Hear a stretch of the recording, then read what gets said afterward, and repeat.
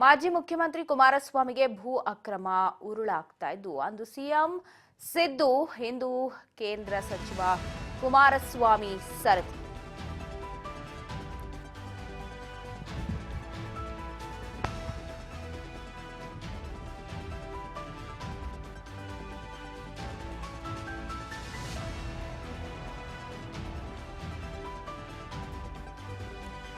ಮಾಜಿ ಹಾಲಿ ಸಿಎಂಗಳಿಗೆ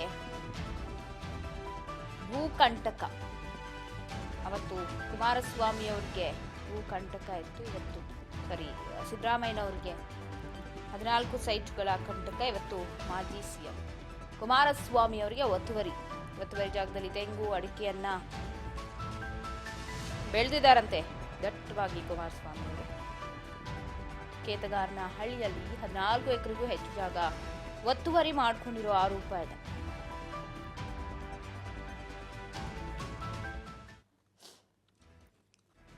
ನೋಟಿಸ್ ಇದ್ರೂ ತೆರವು ಕಾರ್ಯಾಚರಣೆ ಮಾಡಿಲ್ಲ ಅಂತ ನಿನ್ನೆಯಿಂದ ಜೆಸಿಬಿ ಕಾರ್ಯಾಚರಣೆಗೆ ಇಳಿದಿದ್ದು ಒತ್ತುವರಿ ಮಾಡಿದ್ದಕ್ಕಾಗಿ ಕೋರ್ಟೇ ಆದೇಶವನ್ನ ಕೊಟ್ಟಿತ್ತು, ತೆರವು ಕಾರ್ಯಾಚರಣೆ ಆಗಬೇಕು ಆದಷ್ಟು ಬೇಗ ಅಂತ. ಬಟ್ ಆಗಿರಲಿಲ್ಲ.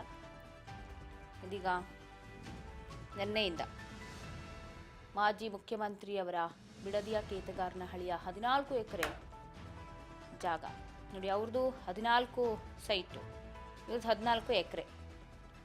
14 ಅನ್ನೋದೇ ಒಂದು ಕಂಟಕ ಇದೆ ರಾಜಕಾರಣಿಗಳಿಗೆ ಅಂತ.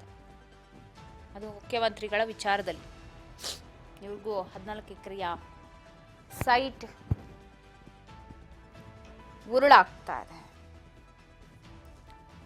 ಸೊ ಅಲ್ಲಿಗಾಗಲೇ ಅಡಿಕೆ ತೆಂಗು ಎಲ್ಲವನ್ನ ಬೆಳೆದಿದ್ದಾರಂತೆ. ಅದೆಲ್ಲವನ್ನ ತೆರವು ಮಾಡೋದಕ್ಕೆ ಮುಂದಾಗಿದ್ದಾರೆ. ಹೈಕೋರ್ಟ್ ಕೂಡ ತೆರವು ಮಾಡೋದಕ್ಕೆ ಸೂಚನೆಯನ್ನ ಕೊಟ್ಟಿತ್ತು. ಸಭೆಯಲ್ಲೇ ತೆರವು ಕಾರ್ಯಾಚರಣೆ ಆರಂಭವಾಗಿದೆ.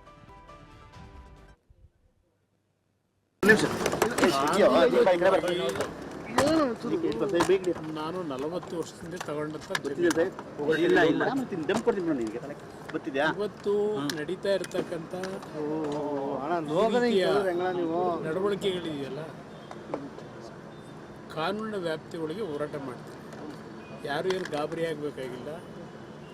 ಆದರೆ ಒಂದು ಸತ್ಯಾಂಶಗಳನ್ನ ತಿಳಿದು ವರದಿ ಮಾಡಿ. ಇದರಲ್ಲಿ ನಾನು ಯಾವುದೇ ರೀತಿಯ ಅಕ್ರಮಗಳಿಗೆ ಎಡೆ ಮಾಡಿಕೊಟ್ಟಿಲ್ಲ. ನನ್ನ ಜೀವನದಲ್ಲಿ ಅದು ಮಾಡದೇ ಇರತಕ್ಕಂಥವನು ನಾನು ಈ ರಾಜ್ಯದಲ್ಲಿ 2 ಬಾರಿ ಮುಖ್ಯಮಂತ್ರಿಯಾಗಿ ಇವತ್ತು ಈ ರೀತಿಯ ಈ ಸರ್ಕಾರದ ದಬ್ಬಾಳಿಕೆಗಳನ್ನ ಏನು ನಡೀತಾ ಇದೆಯಲ್ಲ, ಬೆಂಗಳೂರು ನಗರದಲ್ಲಿ ಯಾವ್ಯಾವ ರೀತಿ ಲೂಟಿ ಮಾಡಿದ್ದಾರೆ. ನಾನು ಒಬ್ಬ ರೈತನಾಗಿ ಬದುಕಲಿಕ್ಕೆ 40 ವರ್ಷದಿಂದ ತಗೊಂಡಂಥ ಜಮೀನಿನ ಬಗ್ಗೆ ಈಗ ಏನು ನಡೀತಾ ಇದೆ, ಹಲವಾರು ತಪ್ಪು ಮಾಹಿತಿಗಳೇನಿದೆ, ಅದೆಲ್ಲದಕ್ಕೂ ಕಾನೂನಿನ ವ್ಯಾಪ್ತಿಯೊಳಗೆ ಉತ್ತರ ಕೊಡ್ತೀವಿ. ಈಗ ದ್ವೇಷದ ರಾಜಕಾರಣ ಮಾಡ್ತಿದೆ ಸರ್ ಕಾಂಗ್ರೆಸ್. ಮಾಡ್ಲಿ ಬನ್ನಿ ನೋಡೋಣ, ಭಗವಂತ ಇದ್ದಾನೆ. ನೋಟಿಸ್ ಏನಾರು ಕೊಟ್ಟಿದ್ದಾರೆ ಸರ್? ಜಮೀನಿಗೆ ನೋಟಿಸ್ ಏನಾರು ಕೊಟ್ಟಿದ್ದಾರೆ? ನಿಮ್ಮ ಜಮೀನ್ ಹತ್ರ ಬರ್ತೀವಿ ಅಂತ ಹೇಳಿ ಇಲ್ಲಿಯವರೆಗೆ ನಾನು ಯಾರು ಏನು ನೋಟಿಸ್ ಕೊಟ್ಟಿಲ್ಲ. ನೋಟಿಸ್ ಕೊಡದೆ ಅಟ್ಲೀಸ್ಟ್ 1 ನಿಮಿಷ ಇರಪ್ಪ, 1 ಮಿನಿಟ್. ಒಬ್ಬ ಸಾಮಾನ್ಯ ಪ್ರಜೆಗೆ ಏನಾದರೂ ಎವಿಕ್ಷನ್ ಮಾಡೋದಾದ್ರು ಅಟ್ಲೀಸ್ಟು 1 ವಾರವೋ 15 ದಿವಸ ಆ್ಯಕ್ಟೇ ಇದೆ, ನೋಟಿಸ್ ಕೊಡಬೇಕು ಅಂತ. ನನಗೆ ಇಲ್ಲಿವರೆಗೆ ಯಾವುದೇ ಕಮ್ಯುನಿಕೇಷನ್ ಇಲ್ಲ, ನೋಟಿಸ್ ಇಲ್ಲ. SIT ಅಂತಕ್ಕಂಥದ್ದನ್ನೇನೋ ಮಾಡ್ಕೊಂಡ್ರಲ್ಲ, ದೇಶದ ಇತಿಹಾಸದಲ್ಲಿ ಮೊದಲನೇ ಬಾರಿ ರಾಜ್ಯ ಸರ್ಕಾರ SIT ಮಾಡಿ SIT ಮುಖಾಂತರ ಇವತ್ತು ಈ ಥರ ಏನೇನು ಮಾಡ್ಕೊಂಡು ಹೊರಟಿದ್ದಾರೆ. ಇದಕ್ಕೆಲ್ಲ ಒಂದಲ್ಲ ಒಂದು ರೀತಿಯಲ್ಲಿ ಇವ್ರ ನಡವಳಿಕೆಗಳಿಗೆ ಬೇರೆ ರೀತಿಯ ಉತ್ತರವು ಬರುತ್ತದೆ. ಕಾಯಿರಿ. ಕುಮಾರಸ್ವಾಮಿ ಟಾರ್ಗೆಟ್ ಮಾಡಿದ್ದಾರೆ ಸರ್. ಹಾಗಾದ್ರೆ ನನ್ನ ಬಿಟ್ಟರೆ ಇನ್ಯಾರಿದ್ದಾರೆ ಅವರಿಗೆ? ಇವತ್ತು ಈ ರಾಜ್ಯದಲ್ಲಿ ಅವರಿಗೆ ನಾನೇ ಟಾರ್ಗೆಟ್. ನಾನು ಇಲ್ಲ ಅಂತಂದರೆ ಅವರು ಆರಾಮಾಗಿರ್ತಕ್ಕಂಥದ್ದಲ್ವಾ.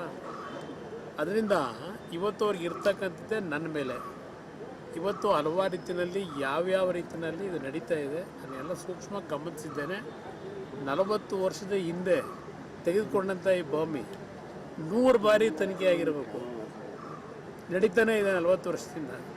ಇವತ್ತು ಕಾನೂನು ವ್ಯಾಪ್ತಿಗಳೇನಿದೆ, ಈ ರೀತಿಯ ಒಂದು ನಡೀತಾ ಇರತಕ್ಕಂಥ ಮಾಡ್ಲಿ ಬನ್ನಿ ನೋಡೋಣ, ಭಗವಂತ ಇದ್ದಾನೆ. ಸರ್ ನಿಮ್ಗೆ ನೋಟಿಸ್ ಏನಾರು ಕೊಟ್ಟಿದ್ದಾರೆ ಸರ್? ನಾನು ಜಮೀನಿಗೆ ಬರ್ತೀವಿ ಅಂತ ಹೇಳಿ. ಒಂದು ನಿಮಿಷ ಈ ಬಗ್ಗೆ ಮತ್ತಷ್ಟು ಅಪ್ಡೇಟ್ಸ್ ಪಡೆದುಕೊಳ್ತಾ ಹೋಗೋಣ. ಪ್ರತಿನಿಧಿ ರೇಣುಕಾ ಫೋನ್ ಸಂಪರ್ಕದಲ್ಲಿದ್ದಾರೆ. ರೇಣುಕಾ, ಏನು ಹೈಕೋರ್ಟ್ ಸೂಚನೆಯ ಹಿನ್ನೆಲೆ HD ಕುಮಾರಸ್ವಾಮಿ ಅವರ 14 ಎಕರೆ ಭೂ ಒತ್ತುವರಿ ಮಾಡಲಿಕ್ಕೆ ಮುಂದಾಗಿದ್ದಾರೆ. ನಿನ್ನೆಯಿಂದ ಕಾರ್ಯಾಚರಣೆ ಆರಂಭವಾಗಿದೆ. ಸದ್ಯದ ಅಪ್ಡೇಟ್ಸ್ ಏನೆಲ್ಲ ಲಭ್ಯವಾಗ್ತಿದೆ ಈ ಕುರಿತು ರೇಣುಕಾ? ಪವಿತ್ರ, ಕೇಂದ್ರ ಸಚಿವರಾದಂತಹ ಕುಮಾರಸ್ವಾಮಿ ಅವರ ವಿರುದ್ಧವಾಗಿ ಈಗಾಗಲೇ ಸರ್ಕಾರವು ಕೂಡ ದೂರು ದಾಖಲನ್ನು ಕೂಡ ಮಾಡಿತ್ತು. ಕುಮಾರಸ್ವಾಮಿ ಅವರು 14 ಎಕರೆ ಜಾಗವನ್ನು ಒತ್ತುವರಿ ಮಾಡ್ಕೊಂಡಿದ್ದಾರೆ ಅಂತ ಹೇಳಿ ಕೂಡ ಕೋರ್ಟ್ ಮೊರೆಯನ್ನು ಕೂಡ ಹೋಗಿದ್ರು. ಅದಾದ ನಂತರವೂ ಕೂಡ ದೇವೇಗೌಡರು ಇರ್ಬೋದು, ಕುಮಾರಸ್ವಾಮಿ ಅವರು ಇರ್ಬೋದು, ಸರ್ಕಾರದ ವಿರುದ್ಧ ಸಾಕಷ್ಟು ಒಂದು ಆಕ್ರೋಶವನ್ನು ಕೂಡ ವ್ಯಕ್ತಪಡಿಸ್ತಾ ಇದ್ರು. ಅದಾದ ನಂತರ ನಿನ್ನೆ ಸ್ವತಃ ಕೋರ್ಟ್ ಅವರೇ ಏನು ಒತ್ತುವರಿ ಮಾಡಿಕೊಂಡಂತಹ ಜಾಗವನ್ನು ತೆರವು ಮಾಡಬೇಕು ಅಂತೇಳಿ ಏನು ಈಗಾಗಲೇ ಆದೇಶವನ್ನು ಕೊಟ್ಟಿದೆ. ಇದಕ್ಕೂ ಕೂಡ ಸರ್ಕಾರದ ವಿರುದ್ಧ ಈಗಾಗಲೇ ಕೇಂದ್ರ ಸಚಿವ ಕುಮಾರಸ್ವಾಮಿ ಸಾಕಷ್ಟು ಒಂದು ಆಕ್ರೋಶವನ್ನು ಕೂಡ ವ್ಯಕ್ತಪಡಿಸ್ತಾ ಇರುವಂತದ್ದು. ಕೇವಲ ಒಂದು ರಾಜಕೀಯ ಒಂದು ಬಣ್ಣಕ್ಕಾಗಿ ಈ ರೀತಿಯಾದಂತಹ ಒಂದು ನಿರ್ಧಾರವನ್ನು ಇರ್ಬೋದು, ನೋಟಿಸ್ಗಳನ್ನು ಇರ್ಬೋದು, ಈ ರೀತಿಯಾದಂತಹ ಒಂದು ನಿರ್ಧಾರಗಳನ್ನು ಸರ್ಕಾರ ಕೈಗೊಳ್ತಿದೆ ಅಂತಕ್ಕಂಥ ಆರೋಪವನ್ನು ಕೂಡ ಈಗಾಗಲೇ ಕುಮಾರಸ್ವಾಮಿ ಅವರು ಕೂಡ ಸರ್ಕಾರದ ಮೇಲೆ ಮಾಡ್ತಾ ಇರುವಂತದ್ದು. ಈ ಹಿಂದೆಯೂ ಕೂಡ ಅವರು ಸರ್ಕಾರದಲ್ಲಿ ನಡೆದಂತಹ ಭ್ರಷ್ಟಾಚಾರಗಳಿರ್ಬೋದು, ಹಗರಣಗಳಿರ್ಬೋದು, ಅದಕ್ಕೆ ಸಂಬಂಧಪಟ್ಟಂತೆ ಬೇರೆ ಬೇರೆ ರೀತಿಯಾದಂತಹ ಎಲ್ಲಾ ದಾಖಲಾತಿಗಳು ಕೂಡ ನನ್ನ ಬಳಿ ಇದಾವೆ. ಸಮಯ ಸಂದರ್ಭ ಬಂದಾಗ ಅವೆಲ್ಲವನ್ನೂ ಕೂಡ ಬಿಡುಗಡೆ ಮಾಡ್ತೀನಿ ಅಂತಕ್ಕಂಥ ಒಂದು ಇಷ್ಟು ಸವಾಲುಗಳನ್ನು ಕೂಡ ಸರ್ಕಾರಕ್ಕೆ ಕೇಂದ್ರ ಸಚಿವರಾದಂತಹ ಕುಮಾರಸ್ವಾಮಿ ಅವರು ಹಾಕಿದ್ರು. ಆ ಒಂದು ಸೈಡಿನ ಒಂದು ರೀತಿಯಲ್ಲೇ ಕೂಡ ಸರ್ಕಾರವೂ ಕೂಡ ಅವರ ವಿರುದ್ಧವೂ ಕೂಡ ಸಾಕಷ್ಟು ಒಂದು ಈ ರೀತಿಯಾದಂತಹ ಒತ್ತುವರಿ ಜಾಗ ಇರ್ಬೋದು, ನೈಸ್ ರೋಡ್ಗೆ ಸಂಬಂಧಪಟ್ಟಂತೆ ಆ ರೀತಿಯಾದಂತಹ ಒಂದಿಷ್ಟು ಹಗರಣಗಳಿರ್ಬೋದು ಮತ್ತೆ ತೆರವುಗೊಳಿಸುವ ಒಂದು ಕಾರ್ಯಾಚರಣೆಗೆ ಮುಂದಾಗಿತ್ತು. ಅದಾದ ನಂತರ ಇದೀಗ ಏನು ಸ್ವತಃ ಕೋರ್ಟ್ ಅವರೇ ಒತ್ತುವರಿಯನ್ನು ಕೂಡ ತೆರವು ಮಾಡಬೇಕು ಅಂತೇಳಿ ಆದೇಶವನ್ನು ಕೂಡ ಈಗಾಗಲೇ ಹೊರಡಿಸಿರುವಂತದ್ದು. ಇದಕ್ಕೆ ಸಂಬಂಧಪಟ್ಟಂತೆ ಈಗಾಗಲೇ ಕುಮಾರಸ್ವಾಮಿ ಅವರು ಕೂಡ ರಾಜ್ಯಪಾಲರನ್ನು ಕೂಡ ಭೇಟಿ ಮಾಡಿದ್ದಾರೆ ಅಂತೇಳಿ ಕೂಡ ಮಾಹಿತಿ ಸಿಗ್ತಾ ಇದೆ. ಸರ್ಕಾರದ ನಡೆ ಯಾವ ರೀತಿ ನಡೆದುಕೊಳ್ತಾ ಇದೆ, ತಮ್ಮ ಒಂದು ಅಧಿಕಾರವನ್ನು ಜನರ ಬಳಿ ಇರ್ಬೋದು ಮತ್ತೆ ತಮಗೆ ವಿರುದ್ಧವಾಗಿ ಇರ್ತಕ್ಕಂಥ ನಾಯಕರ ವಿರುದ್ಧವಾಗಿ ಯಾವ ರೀತಿಯಾದಂತಹ ಒಂದು ತಮ್ಮ ಅಧಿಕಾರವನ್ನು ದುರ್ಬಳಕೆ ಮಾಡ್ಕೊಳ್ತಿದೆ ಅನ್ನುವಂತಹ ವಿಚಾರವನ್ನು ಕೂಡ ರಾಜ್ಯಪಾಲರ ಒಂದು ಗಮನಕ್ಕೂ ಕೂಡ ತೆಗೆದುಕೊಂಡು ಬಂದಿದ್ದಾರೆ ಅಂತೇಳಿ ಕೂಡ ಹೇಳಲಾಗ್ತಾ ಇದೆ. ಇನ್ನು ಇದಕ್ಕೆ ಸಂಬಂಧಪಟ್ಟಂತೆ ಏನಿದೆ, ಈಗಾಗಲೇ ದೇವೇಗೌಡರ ಅವರ ಒಂದು ಕುಟುಂಬದ ವಿರುದ್ಧವಾಗಿ ಸಮರವನ್ನು ಸರ್ಕಾರ ಏನ್ ಸಾರಿದೆ, ಇದರ ವಿರುದ್ಧವಾಗಿಯೂ ಕೂಡ ಕುಮಾರಸ್ವಾಮಿ ಎಲ್ಲ ಒಂದ್ ಕಡೆ ಈಗಾಗಲೇ ಸಾಕಷ್ಟು ಬಾರಿ ಹೇಳಿದಂತೆ ಸರ್ಕಾರದ ವಿರುದ್ಧವೂ ಕೂಡ ಸಾಕಷ್ಟು ಹಗರಣಗಳು ಮತ್ತೆ ಆರೋಪಗಳು, ಭ್ರಷ್ಟಾಚಾರಗಳೆಲ್ಲ ದಾಖಲೆಗಳು ನನ್ನ ಬಳಿ ಇದಾವೆ ಅಂತೇಳಿ ಕೂಡ ಹೇಳಿದ್ರು. ಅವೆಲ್ಲವನ್ನೂ ಕೂಡ ಸದ್ಯ ಕುಮಾರಸ್ವಾಮಿ ಅವರು ಬಿಡುಗಡೆ ಮಾಡ್ತಾರಾ ಅಂತಕ್ಕಂಥ ಅನುಮಾನಗಳು ಕೂಡ ಈಗ ಸದ್ಯ ಕಾಡ್ತಾ ಇರುವಂತದ್ದು. ಯಾಕೆಂತಂದ್ರೆ ಸುಮಾರು 1.5 ವರ್ಷಗಳಿಂದಲೂ ಕೂಡ ಒಂದು ಪೆನ್ ಡ್ರೈವ್ ಇದೆ, ಅದರಲ್ಲೂ ಕೂಡ ಸಾಕಷ್ಟು ದಾಖಲೆಗಳಿವೆ.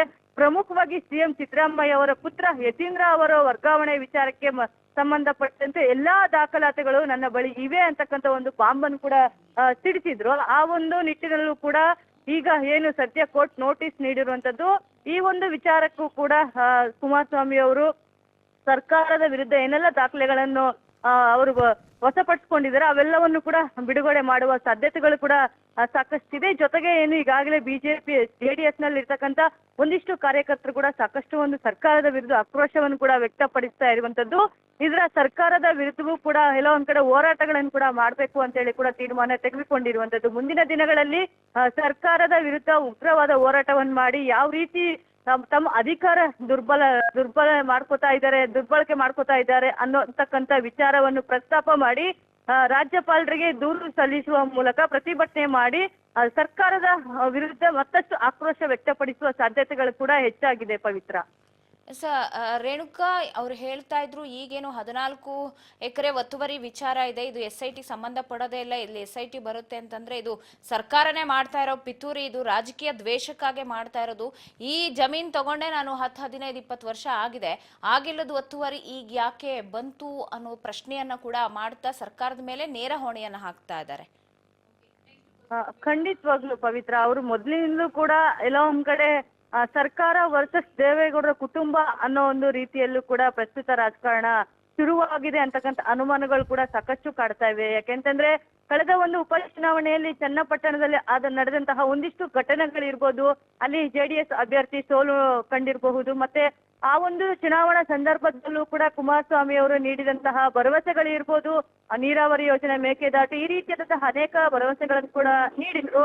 ಜೊತೆಗೆ ಅವರ ಕುಟುಂಬದವರ ಮೇಲೆ ಬಂದಂತಹ ಆರೋಪಗಳು ಇರ್ಬೋದು, ಈ ರೀತಿಯಾದಂತಹ ಅನೇಕ ಒಂದು ರಾಜಕೀಯ ಜಿದ್ದಾಜಿದ್ದಿಗೆ ಸರ್ಕಾರ ವರ್ಸಸ್ ದೇವೇಗೌಡರ ಕುಟುಂಬವು ಕೂಡ ಸಾಕಷ್ಟು ಸಾಕ್ಷಿ ಹಾಕಿತ್ತು. ಹಾಗಾಗಿ ಅವರು ಕೂಡ ಸರ್ಕಾರದ ವಿರುದ್ಧ ಪದೇ ಪದೇ ಚಾಟಿ ಬೀಸ್ತಾ ಇದ್ರು. ಪ್ರಮುಖವಾಗಿ ವರ್ಗಾವಣೆ ವಿಚಾರಕ್ಕೆ ಇರ್ಬೋದು, ಒತ್ತುವರಿಗಳು ಕೂಡ ಡಿ.ಕೆ. ಶಿವಕುಮಾರ್ ಅವರು ಕೂಡ ಮಾಡ್ಕೊಂಡಿದ್ದಾರೆ, ಧಮಕಿ ಹಾಕ್ತಾ ಇದ್ದಾರೆ. ಕನಕ್ಪುರದಲ್ಲಿ ಸಾಕಷ್ಟು ಒಂದು ಅವರು ಕೂಡ ಒತ್ತುವರಿ ಮಾಡ್ಕೊಂಡಿದ್ದಾರೆ ಅಂತಕ್ಕಂಥ ಆರೋಪಗಳನ್ನು ಕೂಡ ಕುಮಾರಸ್ವಾಮಿ ಅವರು ಕೂಡ ಪದೇ ಪದೇ ಮಾಡ್ತಾ ಇದ್ರು. ಜೊತೆಗೆ ಸರ್ಕಾರವು ಕೂಡ ಅವರ ಒಂದು ಆರೋಪಗಳಿಗೆ ತಿರುಗೇಟ್ ಕೊಟ್ಕೊಂಡೇ ಬರ್ತಾ ಇದ್ವು.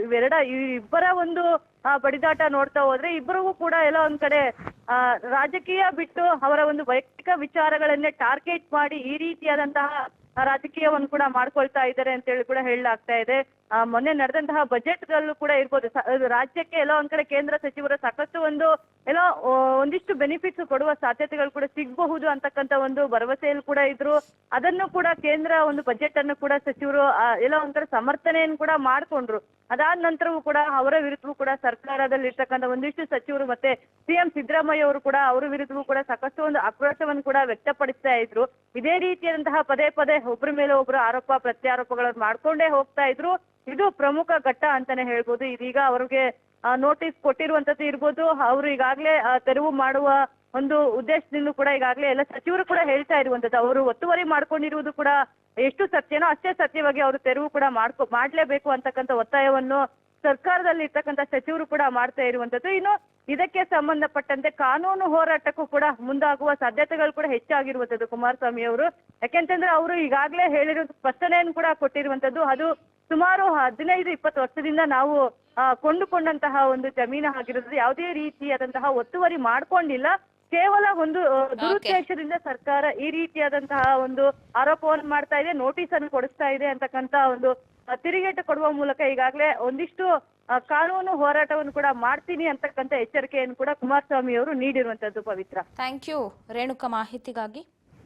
ಒಟ್ಟಾರೆ ಇವ್ರ ಮೇಲೆ ಅವ್ರ ಮೇಲೆ ಇವರು ಪಿತೂರಿ ಅಂತ ಹೇಳ್ತಾ ಇದ್ರೆ, ಹಿಂದೆ ಹೇಳದಂತೆ ದಾಖಲೆಗಳನ್ನ ಬಿಡುಗಡೆ ಮಾಡ್ತಾರಾ ಈಗ್ಲಾದ್ರೂ ದಳಪತಿ? ಯಾಕಂದ್ರೆ ಅವ್ರನ್ನೇ ಸಿಲ್ಕ್ ಹಾಕ್ಸೋ ಹುನ್ನಾರ ಅಂತ ಹೇಳಿ ಅವರೇ ಹೇಳ್ತಾ ಇದ್ದಾರೆ ಸ್ವತಃ. ನೋಡೋಣ ಏನೆಲ್ಲ ಆಗುತ್ತೆ ಒತ್ತುವರಿ ವಿಚಾರದಲ್ಲಿ. ದಳಪತಿ ದಾಖಲೆ ಬಿಡುಗಡೆ ಮಾಡ್ತಾರಾ?